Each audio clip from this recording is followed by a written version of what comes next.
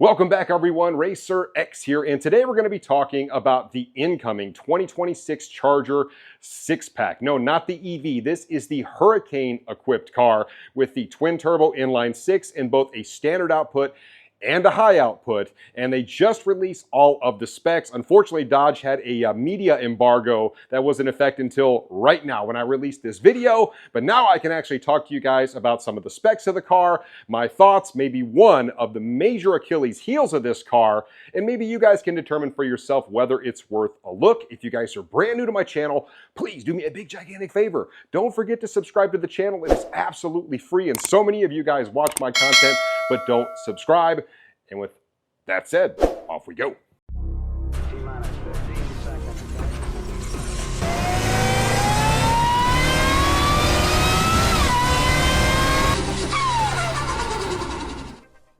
Now, there wasn't a whole lot that caught me off guard about the incoming 6-pack. There were a few things, but one of the things that did catch me off guard was what they called it. I really thought that they would try and differentiate this car from the EV version that did not do well at all with the Dodge consumers out there. A lot of the muscle car guys really hated that car. A lot of the EV guys really hated that car. It kind of hit a weird segment, and I think anybody would admit that sales have been very, very soft on that vehicle, and I figured they would have named it something different, and there was a lot of speculation they were going to call the high output version the Outlaw. It was also my understanding that they were only going to get the high output version in the two-door, and none of that is actually true. They're going to call the standard output 420 horsepower Hurricane equipped model the RT. Well, you know, the RT went away in the EV. They're not going to make it anymore. And the Scat Pack EV is only available by a special order for 2026. Well, they're going to stick with the RT for the standard output Hurricane version in both a 2 and a 4-door version. And then they will also have both a 2 and a 4-door version of the high output model.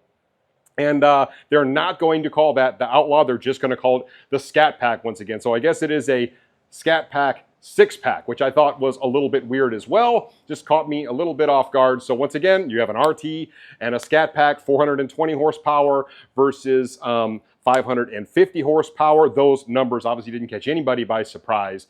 Next, I want to talk a little bit about some of the subtle differences between the internal combustion car, the 6-pack, and the EV. And there really aren't all that many to look at, if I'm being honest with you. It is the exact same chassis, the exact same body, basically the exact same interior. Obviously, the power plant we know is vastly different, but it's keeping that Fradzog symbol in the front. I mean, there are a lot of things that are the same. Now, the front of the car is a little bit different. They did away with the R-wing, and now they just have a vent in the hood. I think it does look pretty good from the front. They had to add some cooling to the front of this car. Obviously, we know that Hurricane would get pretty hot without the right amount of cooling. EVs don't seem to care about that. One of the coolest features of the 6-pack is the fact that you can either have full-time all-wheel drive. Now, this doesn't matter what trim. If it's the RT or the Scat Pack, the 2-door, the 4-door, whatever, you're going to get all-wheel drive, and with the push of a button, you will get just rear-wheel drive. So you can do burnouts and all that kind of stuff.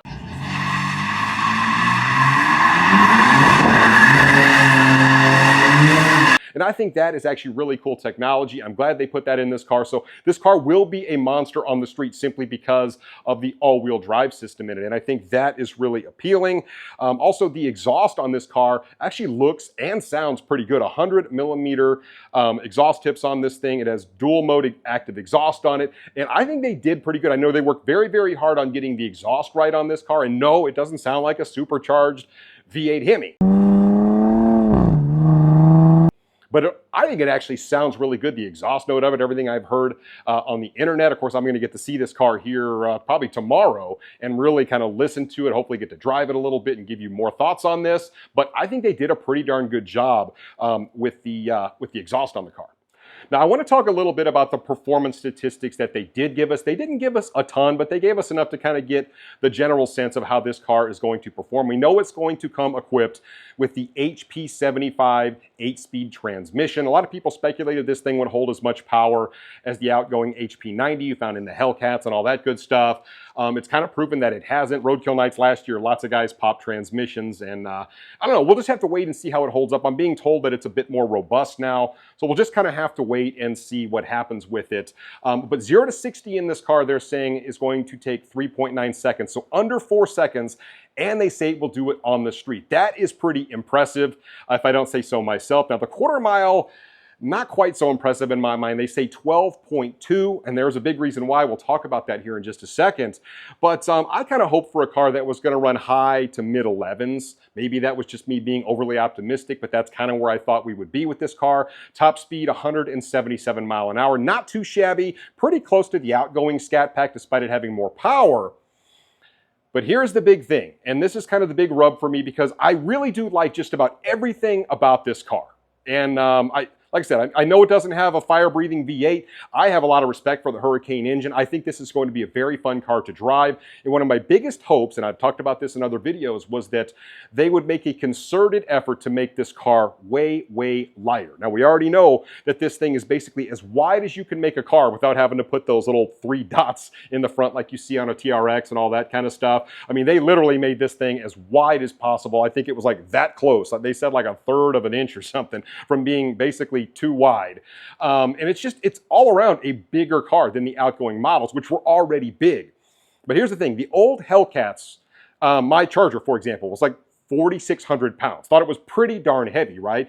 A Challenger Hellcat was somewhere in the like high 44 to 4,500 pound range. Your Scat Packs were in that 4,300 pound range, depending on if you got, that Charger or the Challenger, somewhere in that realm, right? My Camaro right here is 3,600 pounds. This car is pretty light.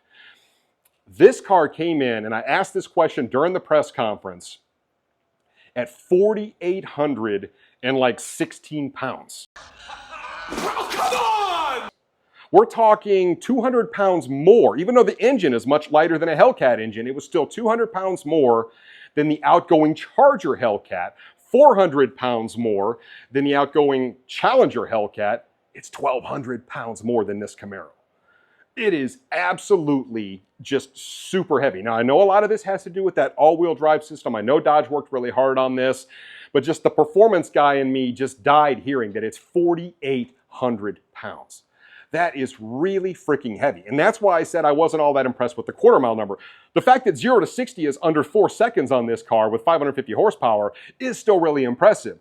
But they did not talk about the trap speed in the quarter-mile, and I think it's because it's probably pretty slow in the trap speed simply because it's pretty darn heavy.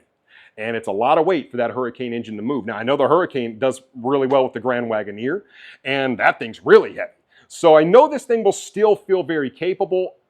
Gosh, I was hoping so much that Dodge would have made this thing under 4,000 pounds. That was just the number I had in my head. And like I said, maybe that's me being overly optimistic. I get it, guys. Oh, Dodge is always known for heavy stuff, but 48-something hundred pounds. Oh, man. Like I said, everything else about this car I really, really do like, except for that. Now, they do have some options you can add to the 6-pack. As you can imagine, they have a really nice looking carbon accent package. They do have optional 305s that you can add to this car. So, I mean, they have some really cool option packages for the 6-pack. If I was going to spec mine out, I would hazard to guess it would be in the mid-60s, and here's why. I initially thought this car, and this is one of the great things about the 6-pack, I thought it was going to base around 70. That was me being realistic. I was thinking high 60s to 70 for the high output version. But they did much better than that. As a matter of fact, for the RT, it starts at 50 grand. And for another 2 grand, you can have the 4-door version. And for the high output, the Scat Pack version, it starts at 55. That came in way lower than what I thought it was going to. Like I said, that's not necessarily well equipped, so to speak, but still, that's way less than I thought it was going to be. And again, 2,000 more for the 4-door version, so 57 is where the base would be for the 4-door version of this. But kudos to them for getting the price down on this. And they also said that the EV version, the Scat Pack, the Stage 2, base price is going to be 60 grand in 2026. So they're bringing the base price way down to try and incentivize people to actually maybe go for that car as well. But 55 grand for 550 horsepower, all-wheel drive, really nice interior. I mean, it has a lot of really nice features that are standard on it. Like I said, I'm a huge fan of just about everything they did on this car, all the cues back to the old Charger from the 60s. I feel like they did a lot of things right with this car. I said, it's just the weight thing for me that I'm really struggling with just a little bit. Well, guys, I have actually run out of time. I need to go get my butt in the car and head to the airport so I don't miss my flight up to Michigan. Roadkill nights this weekend should be a lot of fun. We have Media Day tomorrow, and then we have the full event on Saturday. Will Dodge actually show us something that we're not expecting? I think it's somewhat likely that they may show us something that nobody was expecting. We'll just have to wait and see.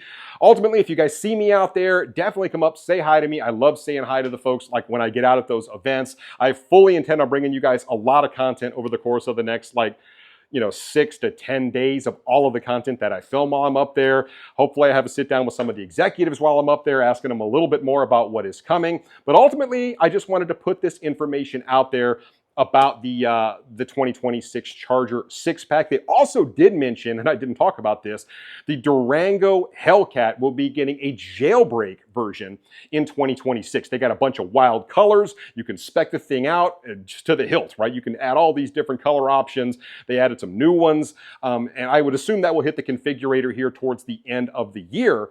If you like the Durango Hellcat, nothing's really changed. 710 horsepower. They're just giving you more color options. I didn't think that was worthy of a video, but I did want to mention it here. But anyway, guys, like I said, I'm late. I need to run. I hope to see you guys out at Roadkill Nights. If not, stay tuned for lots of content on this, and I will catch you on the next one. So until then, Racer X.